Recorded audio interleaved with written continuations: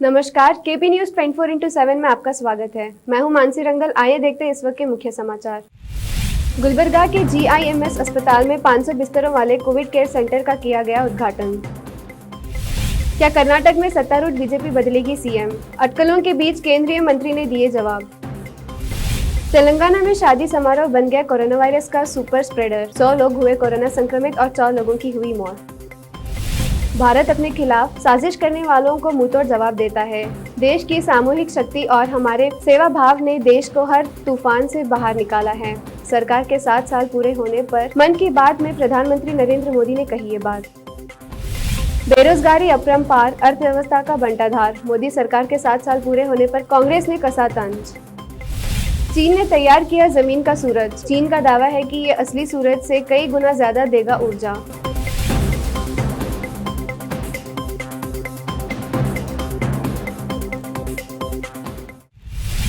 अब समाचार विस्तार से। कोरोना रोगियों के लिए कर्नाटक के गुलबर्गा में GIMS अस्पताल में 500 बेड का कोविड केयर सेंटर स्थापित किया गया है।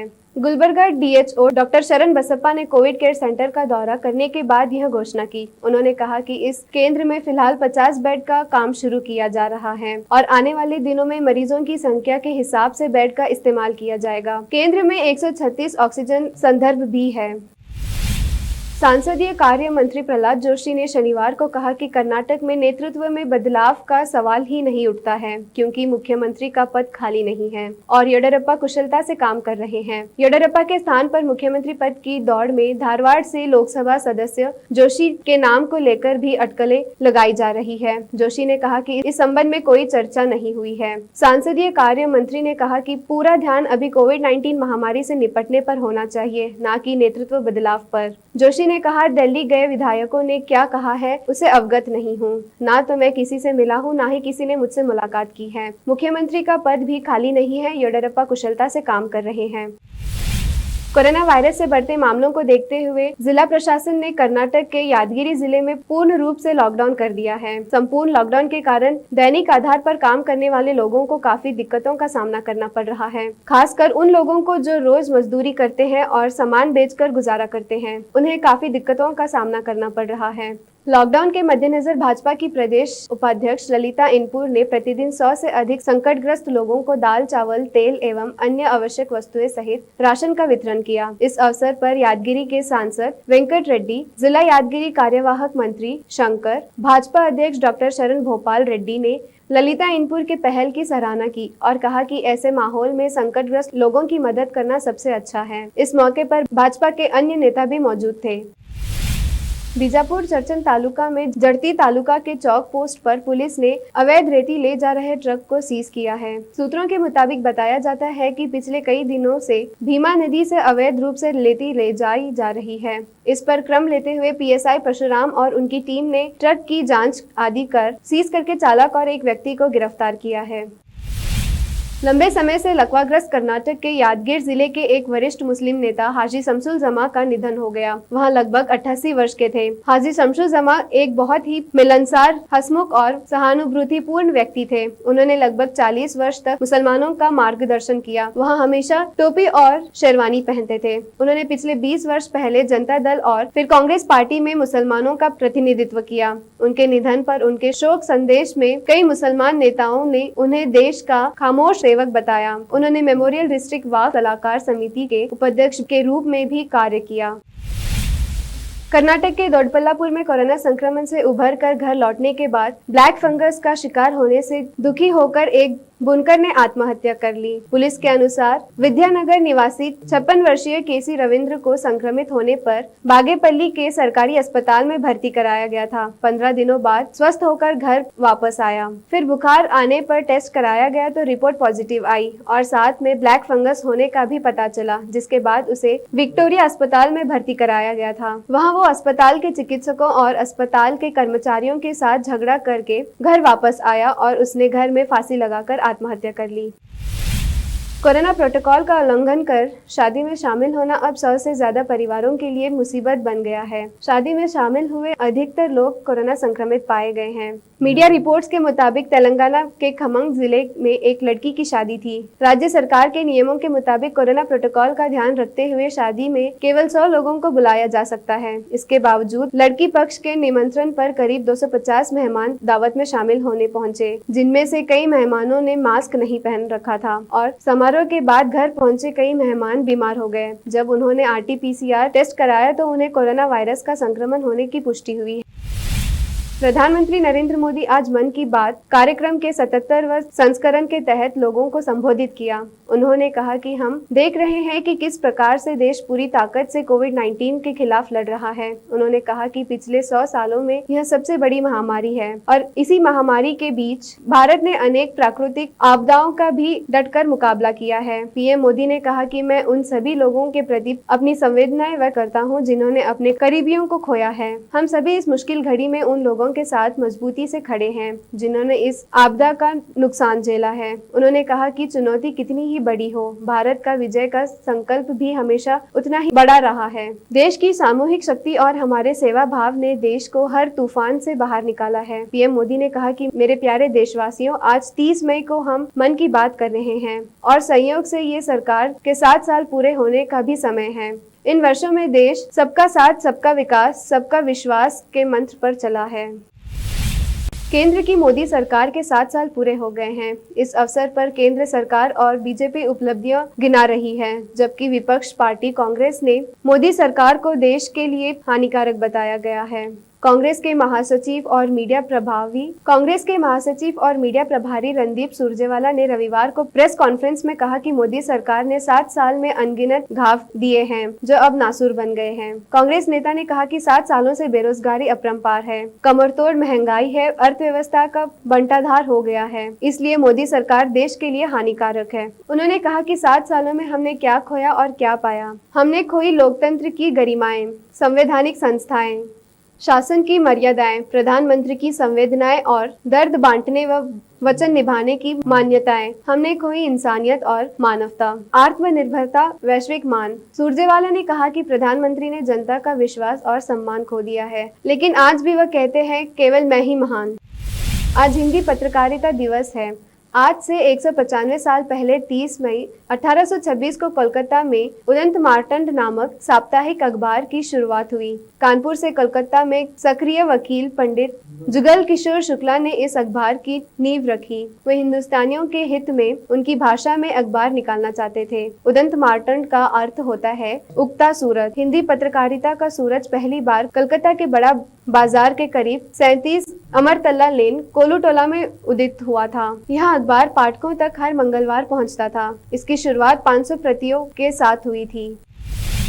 पश्चिम बंगाल की सत्ताधारी पार्टी तृणमूल कांग्रेस को छोड़ बीजेपी में शामिल हुए सांसद मुकुल रॉय के बेटे शुभ्रांशु रॉय ने अपनी ही पार्टी को नसीहत दी और कहा है कि पार्टी ममता सरकार की आलोचना करना बंद करे। उनकी इस नसीहत के बाद अब ये सवाल उठने लगे हैं कि क्या बंगाल बीजेपी में चुनावी हार के बाद पार्टी में असंतोष है। शनिवार को शुभ्रांशु रॉय ने फेसबुक पर लिखा, लोगों के समर्थन से आई सरकार की आलोचना करने से पहले आत्ममंथन करने की जरूरत है। चुनी हुई सरकार की आलोचना करना बंद करे और आत्मनिरीक्षण करे। शुभ्रांशु रॉय भी साल 2019 में टीएमसी छोड़कर बीजेपी में शामिल हो गए थे। हाल ही में हुए विधानसभा चुनाव में उन्होंने बीजापुर विधानसभा सीट से चुनाव लड़ा था, लेकिन जीत नहीं सके।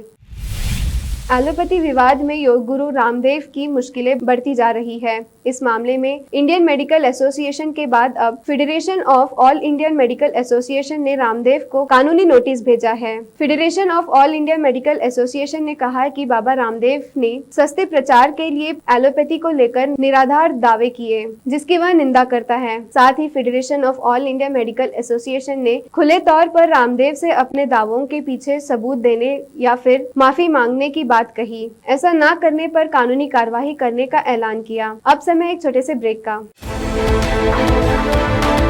देश और दुनिया भर की खबरों के लिए देखते रहिए आपका अपना टीवी चैनल केपी न्यूज 24/7।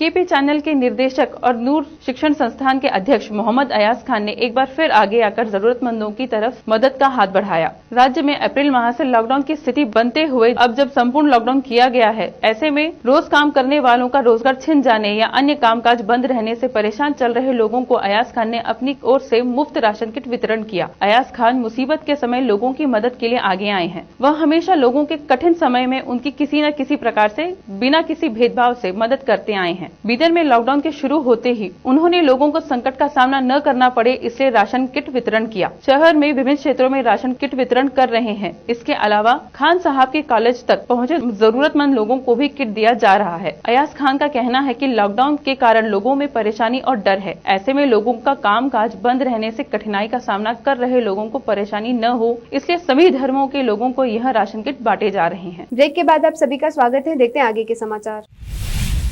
पूर्वी इंडोनेशिया में शनिवार तड़के एक नौके में आग लग गई थी। नौके में चालक दल के सदस्यों समेत 200 लोग सवार थे और सभी आग लगने पर जान बचाने के लिए समुद्र में कूद गए। रविवार को अधिकारियों ने बताया कि पानी में कूदे सैकड़ों लोगों को बचाए जाने के बाद अब भी लापता हुए एक शख्स की तलाश जारी है। समुद्र परिवहन महानिदेशालय के प्रवक्ता विष्णु वर्दाना ने बताया कि KM कार्य इंदान नामक नौका लिमाफ्टोला द्वीप पर स्थित सनाना बंदरगाह की ओर जा रही थी। नौका ने अपनी यात्रा शुरू की, उसके करीब 15 मिनट बाद ही उसमें आग लग गई। वर्दाना ने बताया कि 22 बच्चों समेत सभी 188 यात्रियों व चालक दल के 14 सदस्यों को सुरक्षित बचा लिया गया। हादसे का शिकार हुए लोगों ने बताया कि आग नौका के इंजन में लगी थी। टेक्नोलॉजी के मामले में चीन का जवाब नहीं है। अमेरिका, रूस और जापान जैसे देशों को तकनीक के मामले में पछाड़कर चीन अब अंतरिक्ष की दुनिया में भी तेजी से कदम बढ़ा रहा है। अब चीन के वैज्ञानिकों ने कृत्रिम सूरज परमाणु संलयन रिएक्टर को सफलतापूर्वक कर दुनिया में दूसरे सूरज के दावे को सच कर दिखाया है। चीन का दावा है कि ये ऐसा परमाणु फ्यूजन है जो असली सूरज से कई गुना ज्यादा ऊर्जा देगा। चीन अपने इस दावे की ओर एक कदम और बढ़ा चुका है और इस एक्सपेरिमेंटल रिएक्टर से 120 मिलियन डिग्री सेल्सियस की ऊष्मा पैदा हुई है। ये प्रयोग चीन के अनहुई प्रांत की राजधानी हेफ्यू में किया गया। प्रोजेक्ट के डायरेक्टर सोंग योनतॉन ने बताया कि ये चीन की फिजिक्स और इंजीनियरिंग में बड़ी सफलता है। इस प्रयोग की सफलता ये तय करती है कि चीन जल्द ही अपना न्यूक्लियर फ्यूजन एनर्जी स्टेशन तैयार कर लेगा। अभिनेत्री उर्वशी रौटेला का नाम बॉलीवुड की उन चंद अभिनेत्रियों में शामिल है जो कोविड महामारी में लोगों की मदद के लिए आगे आई है। हाल ही में उर्वशी ने अपने लेटेस्ट रिलीज वारसाचे बेबी की कमाई को कोविड रिलीफ फंड में देने का ऐलान किया था, जिसके बाद एक्ट्रेस की हर तरफ जमकर सराहना हुई थी। इतना ही नहीं, बीते दिनों एक्ट्रेस ने ऑक्सीजन कॉन्सेंट्रेटर भी बांटे थे। ऐसे में अब उर्वशी एक बार फिर लोगों की मदद के लिए आगे आई है। बता दें कि अब उर्वशी रौटेला ने कोटद्वार उत्तराखंड के दिहाड़ी मजदूरों को खाने का सामान दान किया है। हालांकि उर्वशी अभी मुंबई में है, लेकिन उनके पिता मनवर सिंह रौटेला ने इस नेक काम को अंजाम दिया है। उत्तराखंड की रहने वाली उर्वशी ने अपने फाउंडेशन के जरिए कई अच्छे काम करते हुए देखी जाती है। उनका ये फाउंडेशन गरीब और लाचार लोगों की मदद करता है। कुछ साल पहले एक्ट्रेस ने खुद का एक यूट्यूब चैनल खोला था, लेकिन बिजी शेड्यूल के चलते वे इस पर ज्यादा एक्टिव नहीं रह पाती थी। हालांकि अब लॉकडाउन में उर्वशी अपने यूट्यूब चैनल पर कंटेंट शेयर कर कई रिलीफ फंड के लिए पैसे इकट्ठा करेगी। राखी सावंत ड्रामा क्वीन के नाम से यूं ही नहीं मशहूर है। वे आए दिन कुछ ऐसा कर देती है जिस वजह से उनका नाम सुर्खियों में आ जाता है। ऐसे में राखी ने एक बार फिर कुछ ऐसी हरकत कर दी है जिस वजह से वे एक बार फिर चर्चे में आ गई है। दरअसल हाल ही में राखी अपने बिल्डिंग के नीचे मस्तानी के गेटअप में स्पॉट हुई। इस दौरान राखी का लुक ठीक वैसा ही था जैसे फिल्म बाजीराव मस्तानी में दीपिका पादुकोण का था। सोशल मीडिया पर वायरल हो रहे वीडियो में राखी को कहते हुए सुना जा सकता है कि मैं मस्तानी हूँ, आप डब्बा वाला टिफिन वाले हो, मुझे लगा तुम बाजीराव हो, कल से मेरे लिए भी टिफिन भिजवा देना। इसके बाद राखी डांस करना शुरू कर देती है। राखी के इस वीडियो पर लोगों के मजेदार कमेंट देखने को मिल रहे हैं। आखिर में फिर एक बार देखते हैं मुख्य समाचार। गुलबर्गा के GIMS अस्पताल में 500 बिस्तरों वाले कोविड केयर सेंटर का किया गया उद्घाटन। क्या कर्नाटक में सत्तारूढ़ बीजेपी बदलेगी CM? अटकलों के बीच केंद्रीय मंत्री ने दिए जवाब। तेलंगाना में शादी समारोह बन गया कोरोना वायरस का सुपर स्प्रेडर। 100 लोग हुए कोरोना संक्रमित और 4 लोगों की हुई मौत। भारत अपने खिलाफ साजिश करने वालों को मुंहतोड़ जवाब देता है। देश की सामूहिक शक्ति और हमारे सेवा भाव ने देश को हर तूफान से बाहर निकाला है। सरकार के 7 साल पूरे होने पर मन की बात में प्रधानमंत्री नरेंद्र मोदी ने कही ये बात। बेरोजगारी अपरंपार, अर्थव्यवस्था का बंटाधार, मोदी सरकार के 7 साल पूरे होने पर कांग्रेस ने कसा तंज। चीन ने तैयार किया जमीन का सूरज। चीन का दावा है कि ये असली सूरज से कई गुना ज्यादा देगा ऊर्जा।